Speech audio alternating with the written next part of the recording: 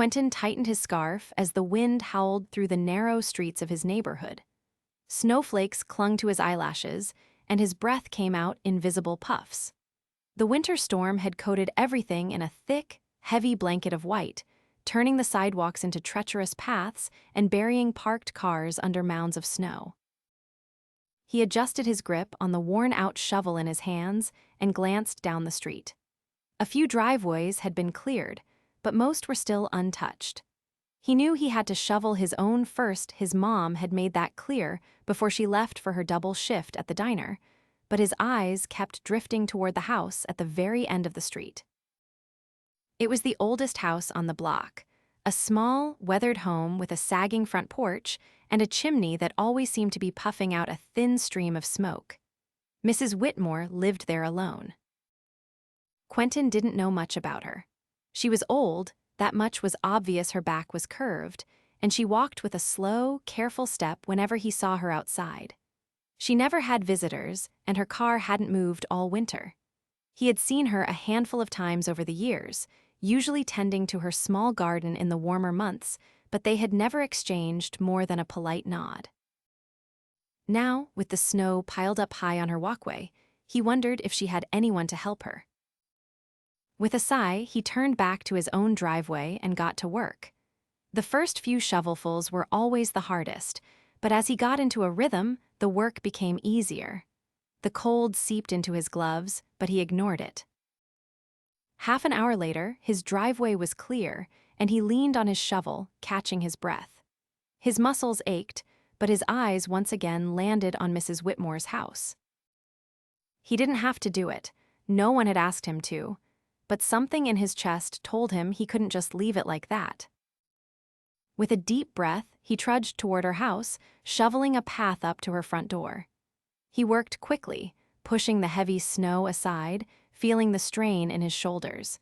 He was so focused on his task that he didn't notice the curtain move inside the house. By the time he reached the front steps, the door creaked open. "What do you think you're doing, boy?" a voice called out. Quentin straightened, startled. Mrs. Whitmore stood in the doorway, wrapped in a thick cardigan, her sharp eyes studying him. Shoveling your walkway," he said, suddenly feeling awkward. She narrowed her eyes. "Nobody asked you to." "I know," he admitted, gripping his shovel, "but I figured you might need it." She stared at him for a long moment before exhaling. "You plan on charging me for it?" "No," he said quickly, just thought I'd help." Her expression softened ever so slightly. HMPH, people don't usually do things for free. Quentin shrugged. "Well, I guess it do." Mrs. Whitmore studied him for another moment before stepping back inside. "Don't freeze to death out there." Quentin took it as permission to keep going. He finished her walkway, then moved on to the driveway, making sure to clear enough space in case she ever needed to get her car out. By the time he was done, his fingers were stiff and his back ached, but the sight of the cleared path made it worth it. As he turned to leave, the door opened again, and Mrs. Whitmore stepped onto the porch, holding something in her hand. "You're shivering," she muttered, handing him a steaming mug. Quentin hesitated before taking it. The warmth seeped into his fingers instantly. "Thanks." She nodded and leaned against the doorframe, watching him. "You live down the street, don't you?" "Yeah," he said, blowing on the hot liquid before taking a cautious sip. It was tea, strong and slightly bitter, but it warmed him from the inside. Mrs. Whitmore hummed, "Your mother's the one who works at the diner." Quentin nodded. "Yeah, she works a lot." Mrs. Whitmore didn't say anything for a moment. Then she sighed. "Well, I appreciate what you did. Haven't had anyone clear my snow in years." Quentin glanced at her. "You don't have family to help." She let out a dry chuckle. "No, son, no family left." Something about the way she said it made Quentin's chest feel tight. He wasn't sure what to say, so he just nodded. Mrs. Whitmore studied him again, then gave a small nod of her own. "You should get inside before you catch cold." Quentin handed back the mug. I'll come back next time it snows. She raised an eyebrow. You planning on making a habit of this? He shrugged. Maybe. She held his gaze for a long moment before giving a small, rare smile. Suit yourself. As Quentin walked back home, the cold didn't seem as harsh anymore. Over the next few weeks, Quentin found himself returning to Mrs. Whitmore's house whenever it snowed. The first few times, she simply watched from her window, occasionally opening the door to offer him tea when he finished. But after the third time, she invited him inside to warm up before he made the trek back home. Her house smelled like old books and cinnamon, a strange but comforting combination. The furniture was well worn but clean, everything in its place. A fireplace crackled in the corner of the living room, casting flickering light across the shelves lining the walls. Quentin had never seen so many books in one place outside of a library. You read all of these? He asked, glancing over the spines. Mrs. Whitmore settled into her armchair with a soft grunt. Most of them. Some I've read more times than I can count. He ran his fingers lightly over the bindings, noticing the variety: history, poetry, classic novels. Some looked ancient, their covers faded and pages yellowed. You like to read? She asked, watching him. Quentin hesitated. I don't really have time for it. Mrs. Whitmore studied him for a moment before nodding toward a small wooden chest tucked beside the fireplace. Open that. Curious, he crouched down and lifted the lid. Inside were stacks of old photographs, faded letters, and a few leather-bound journals. He picked up a photo at random. It showed a younger Mrs. Whitmore standing beside a man in a military uniform. My husband, she said, her voice softer than usual. That was taken before he left for the war. Quentin looked at her. Did he? He trailed off, unsure if he should ask. He didn't come back, she said simply. That was a long time ago. He set the photo down carefully. I'm sorry. She waved a hand. Life goes on. Quentin sifted through a few more pictures, mostly of people he didn't recognize. Some were of children, others of adults in formal clothing. He picked up a picture of a young boy, maybe 10 years old, grinning at the camera. Who's this? Mrs. Whitmore's expression changed, something flickering in her eyes. My son. Quentin blinked. I didn't know you had a son. She let out a slow breath. I don't anymore. He hesitated, waiting to see if she would say more. After a few moments, she did. He died young. A sickness took him. She looked toward the fire, her gaze distant. It was just the two of us after my husband passed. Losing him, well, it was harder than anything else. Quentin didn't know what to say. He couldn't imagine what it would feel like to lose everyone. Mrs. Whitmore must have seen the look on his face because she gave a small shake of her head. It was a long time ago, boy. You don't have to look so sad about it. But Quentin couldn't help it. The thought of her spending all these years alone, with only memories to keep her company, made his chest feel heavy. Instead of responding, he picked up one of the journals. The leather was soft, the edges worn from years of handling. You wrote in these? He asked. Every day, she said, for decades. What do you write about? She gave him a knowing look. Everything. He opened one at random and scanned the first few lines. The handwriting was neat but slightly slanted, the ink faded with time. March 14, 1972, the garden is coming back to life. The tulips are pushing through the soil despite the cold. I wonder if he would have liked them. I think he would have. He closed the book carefully, feeling like he had stepped into something deeply personal. You ever think about writing a real book? He asked. She chuckled. You think a woman my age has any business publishing something? Why not? She shook her head. I wouldn't even know where to start. Quentin thought about that as he set the journal back in the chest. Over the following weeks, their conversations grew longer. When he finished shoveling, he would sit with her by the fire, drinking tea and listening to her stories. She told him about growing up in the town when it was smaller, about the people who had come and gone, about the way things used to be. One evening, as he was getting ready to leave, she surprised him with a question. "Why do you keep coming back?" He paused, pulling on his gloves. "I don't know," he admitted. "I guess. I don't like the idea of you being alone all the time." She stared at him for a long moment, then nodded. "You remind me of my son." Quentin didn't know what to say to that. Instead, he just nodded, adjusting his scarf. "I'll see you next time it snows." And for the first time, she didn't just nod in return, she smiled. Winter stretched on, and Quentin kept his quiet routine of shoveling Mrs. Whitmore's walkway. The storms were relentless that year, covering the streets in fresh layers of snow almost as quickly as he could clear them. Some days, he would arrive to find the drifts so high that he had to dig just to reach her front steps. Mrs. Whitmore never asked him to do it, but she never stopped him either. And when he finished, she always had something warm waiting for him. Some days it was tea. Other days it was a bowl of thick soup or a piece of bread still warm from the oven. Their conversations grew longer, drifting from books to history to small town gossip that only she seemed to remember. One afternoon, after a particularly heavy snowfall, Quentin sat in her living room, his gloves drying by the fire. Mrs. Whitmore was knitting, her hands steady despite her age. "You ever think about what comes after all this?"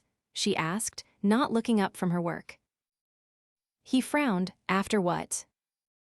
"This life," she said simply. "When you're old and gray like me, what do you want to have done?" The question caught him off guard. He had spent so much time just getting through each day that he had never really thought about the future beyond the next few months.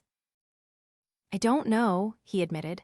"I guess I just want to do something that matters." Mrs. Whitmore nodded as if she had expected that answer.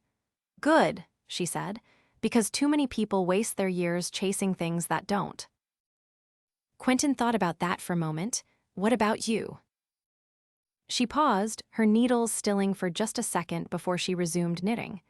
"I've had a long life," she said. "Some regrets, some joys, but I think I've made my peace with it." There was something in her voice that made Quentin study her more closely, but before he could ask anything else, she changed the subject. "I have something for you," she said, setting her knitting aside. She stood slowly, moving toward a cabinet near the window. When she returned, she was holding a book, not one from her shelves, but a thinner, well-worn one with handwritten notes scrawled in the margins. "This was my son's," she said, handing it to him. "He loved stories just like you seem to." Quentin ran his fingers over the cover, feeling the weight of it. "Are you sure?" Mrs. Whitmore gave a small nod. "I think he would have liked you."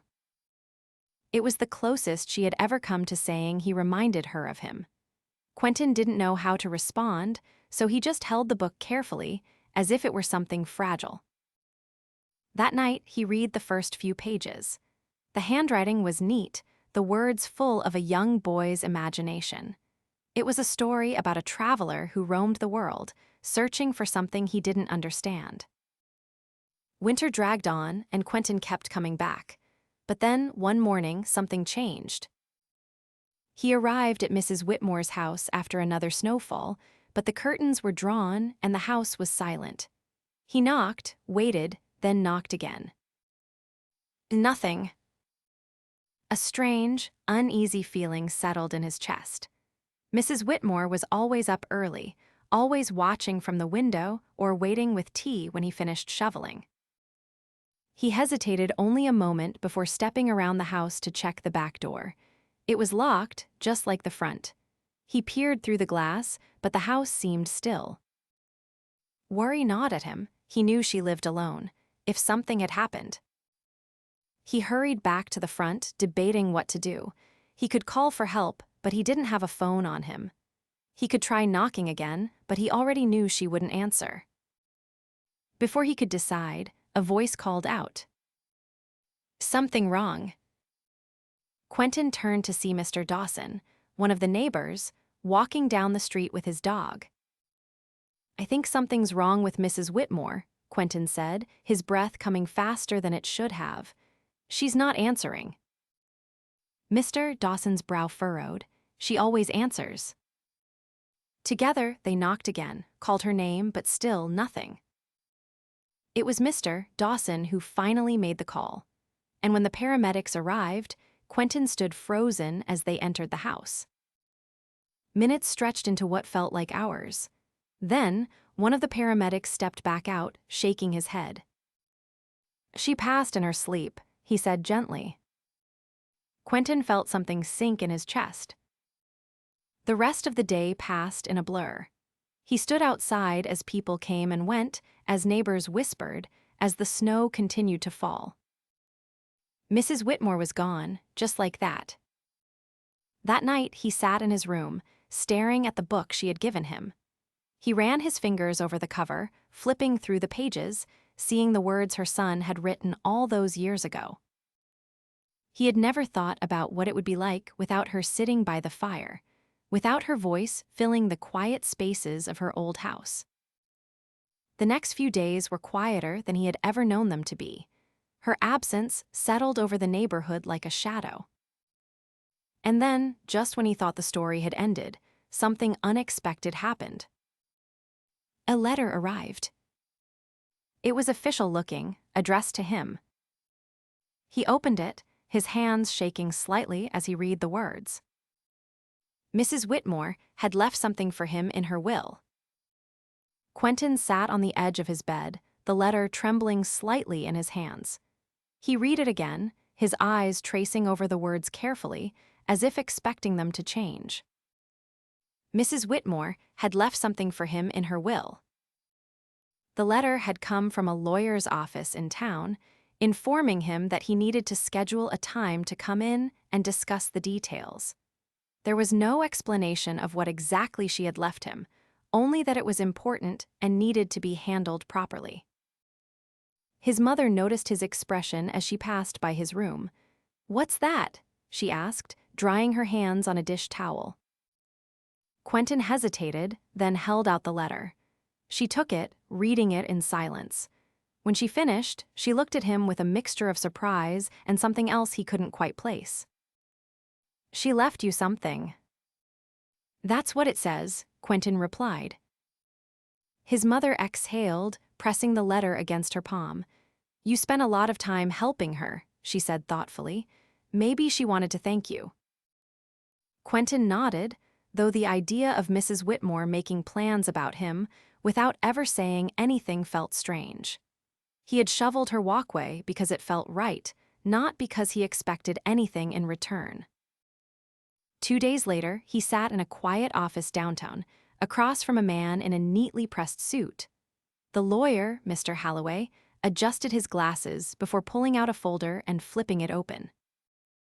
"Mrs. Whitmore left specific instructions regarding what she wanted you to have," he began, his voice steady and professional. "She spoke highly of you in her final notes." Quentin swallowed, unsure how to respond. Mr. Holloway continued. "Mrs. Whitmore did not have any living relatives, which meant that most of her estate was donated to charitable causes she supported. However, she made an exception in your case." Quentin leaned forward slightly, his hands gripping the arms of his chair. "She left you a financial gift," Mr. Holloway said, turning a page, "in recognition of your kindness and the time you spent with her." Quentin's breath caught. "A financial gift?" Mr. Holloway nodded. "She instructed that you receive $50,000. For a moment, Quentin thought he had misheard. He sat frozen, his heartbeat suddenly loud in his ears. "50,000, he repeated, his voice barely above a whisper. "Yes, Mr. Holloway confirmed.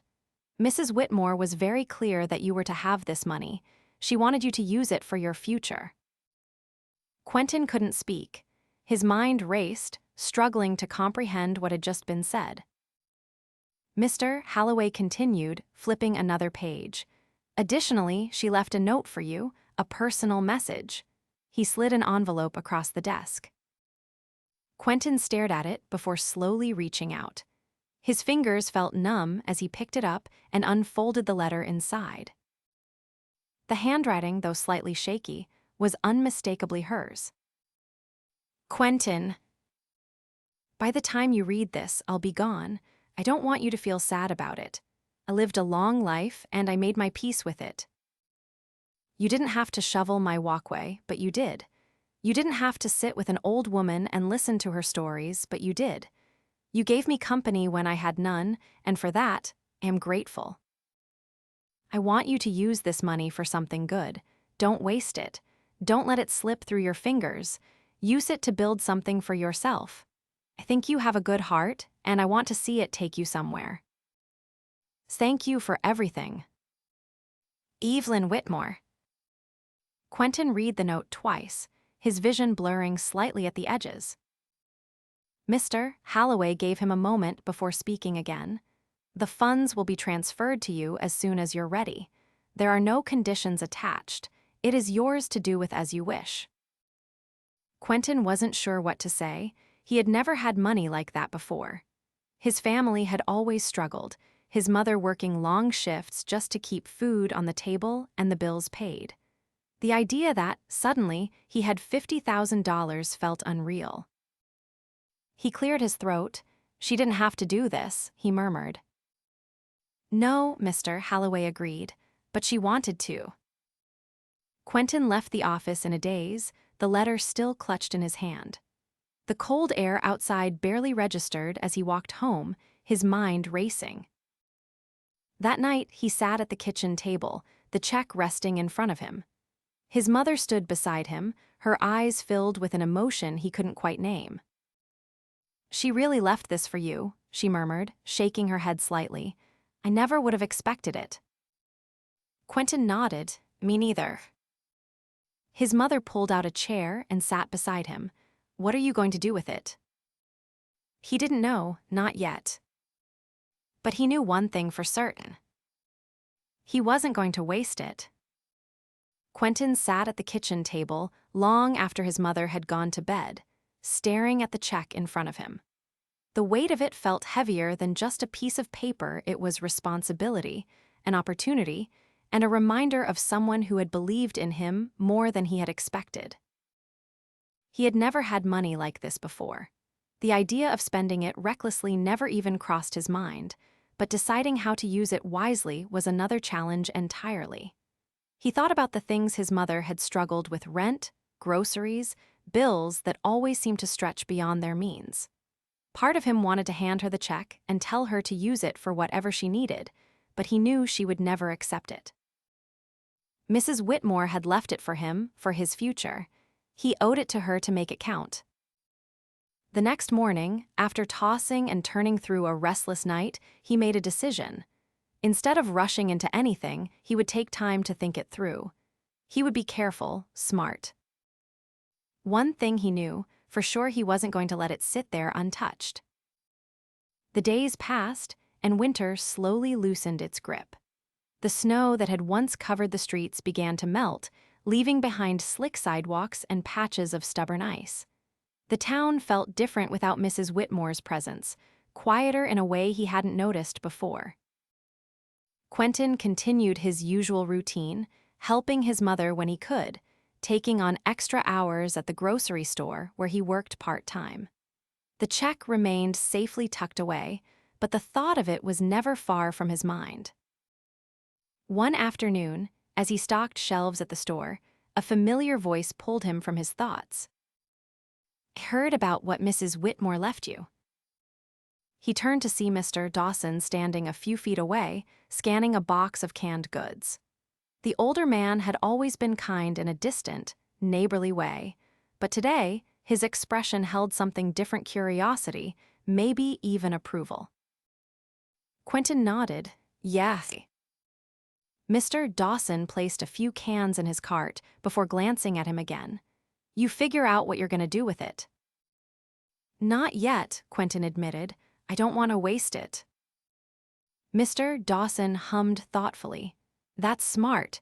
Too many people get something like that and let it slip through their fingers. Quentin had been thinking about that a lot. He had seen people in town who had come into money and inheritance, a lucky break only to lose it just as quickly. He didn't want that to be him. After a pause, Mr. Dawson added, "You know, Mrs. Whitmore used to be a teacher." Quentin frowned. She never mentioned that. "She wouldn't," Mr. Dawson said with a small chuckle. "She taught at the school for years English, mostly. Loved books more than anything. When her son was alive, she used to talk about how she wanted him to go to college, to do something meaningful with his life." He gave Quentin a pointed look. "She probably saw something in you." Quentin let that sink in. He had always known Mrs. Whitmore was sharp, but the idea that she had once stood in front of a classroom, teaching students like him, felt like a missing piece of her story. Later that evening, he sat in his room, flipping through the book she had given him. The pages were worn, the ink slightly faded, but there was something comforting about it. He traced the edges of the cover, thinking about what Mr. Dawson had said. A week later, Quentin walked into the admissions office of the local community college. He had never seriously considered going before. College had always felt like something distant, something for other people who had the time, the money, the certainty of what they wanted. But now, with Mrs. Whitmore's gift, the door had cracked open just enough for him to see a possibility. The advisor, a woman with kind eyes and a patient demeanor, listened as he explained his situation. He told her about the money, about how he wanted to use it wisely, about how he wasn't sure where to start. She nodded thoughtfully. "You wouldn't be the first student in your position," she said. "A lot of people walk in here not knowing exactly what they want. The important thing is that you're willing to take the first step." By the time he left, he had a plan. He would start with a few courses: literature, writing, something that felt right. He wouldn't rush into anything, but he would move forward. For the first time in a long time, he felt like he had direction. Spring arrived, bringing warmer days and longer evenings. The town shook off the last traces of winter, and Quentin found himself settling into a new routine. His mother had been surprised when he told her about his decision.